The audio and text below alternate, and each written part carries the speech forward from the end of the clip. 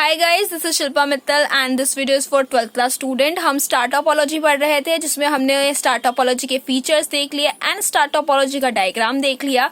अब इसके कुछ एडवांटेजेस भी है एंड कुछ डिसएडवांटेजेस भी है जिनके बारे में हम डीपली पढ़ेंगे।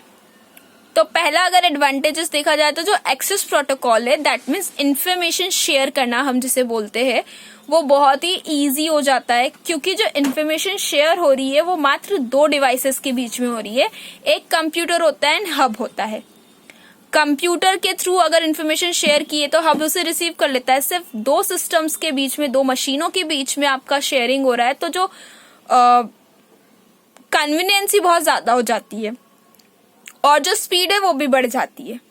फिर हब और कंप्यूटर के बीच में जो शेयरिंग होता है, दैट मीन्स हब आगे उस सिग्नल को ट्रांसमिट करता है, तो वो भी सिर्फ दो मशीनों के बीच की शेयरिंग होती है, तब भी वहां स्पीड आपको अच्छी मिल जाती है और आपका जो डेटा है वो कहीं से कहीं तक भी क्रैक नहीं होता, या आपका जो डेटा है वो कहीं से कहीं तक भी डैमेज नहीं होता, लॉस्ट नहीं होता।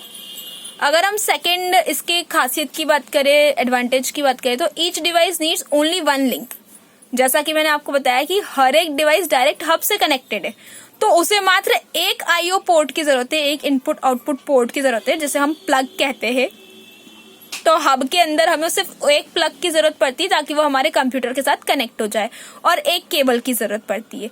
तो इसमें आपको कॉन्फ़िगर करना या इंस्टॉल करना, जोड़ना, तो ये कोई बहुत बड़ा काम नहीं है।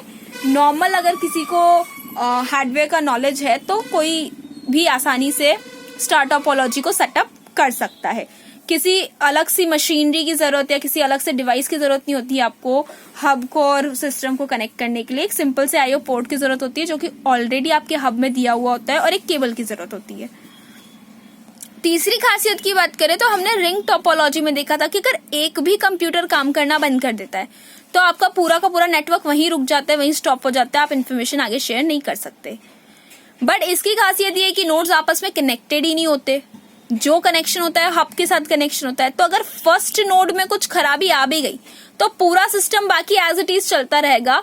एक नोड के खराब होने से, दो नोड के खराब होने से पूरे सिस्टम पर कोई इफेक्ट नहीं आता, क्योंकि सिस्टम्स आपस में कनेक्टेड नहीं है, वो सारे के सारे हब से कनेक्टेड है। ये इसकी सबसे बड़ी खासियत है।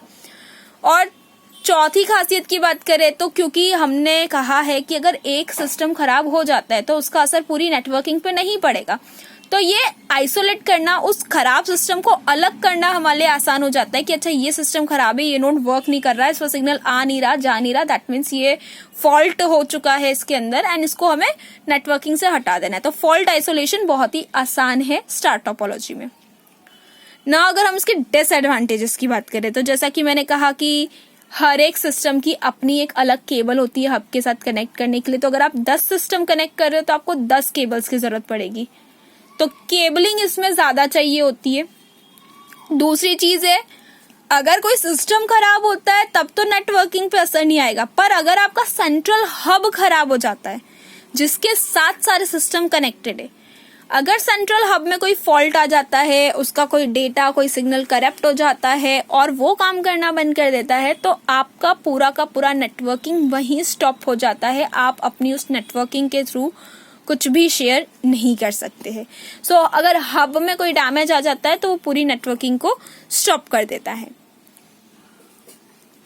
एक्सपांडेशन ऑफ नेटवर्क इज डिफिकल्ट, जैसा कि मैंने बताया कि केबल्स के थ्रू जो आपका सर्वर के साथ कनेक्टेड होते हैं, हब के साथ कनेक्टेड होते हैं, तो केबल की अपनी एक लिमिटेड लेंथ होती है। 100 मीटर हो गया, 200 मीटर हो गया, उससे ज्यादा केबलिंग की डिस्टेंस को, केबलिंग की लेंथ को बढ़ाया नहीं जा सकता, अदरवाइज प्रॉब्लम आ जाएगी। अगर केबल में बीच में डैमेज हो गया तो प्रॉब्लम आ जाएगी। सो इसका जो एक्सपांडेशन है वो करना मुश्किल है, क्योंकि एक हब के अंदर भी लिमिटेशंस होती है कि वो 10 सिस्टम कनेक्ट कर सकता है, 15 कर सकता है, 20 कर सकता है, एक साथ वो 100 सिस्टम कनेक्ट नहीं कर सकता। सो यहाँ पर एक छोटा सा डिफेक्ट या डिसएडवांटेज ये है कि हब की अपनी कुछ लिमिटेशंस है कि वो इतने ही डिवाइसेस को आपस में कनेक्ट कर सकता है। और जो लास्ट है हमारा डिसएडवांटेज का, मेंटेनेंस थोड़ा सा एक्सपेंसिव है, क्योंकि केबल्स का खर्चा आ जाता है, हब को ठीक करने का, मेंटेन करने का खर्चा आ जाता है, तो वो थोड़ा सा ज्यादा एक्सपेंसिव हो जाता है। सो ये इसके कुछ डिसएडवांटेजेस थे। एंड एडवांटेजेस थे। अगर आपको स्टार टोपोलॉजी के एडवांटेजेस एंड डिसएडवांटेजेस में कोई भी प्रॉब्लम हो, कोई भी इशू हो, तो आप मुझसे कमेंट सेक्शन में कमेंट करके पूछ सकते हैं। Thank you so much.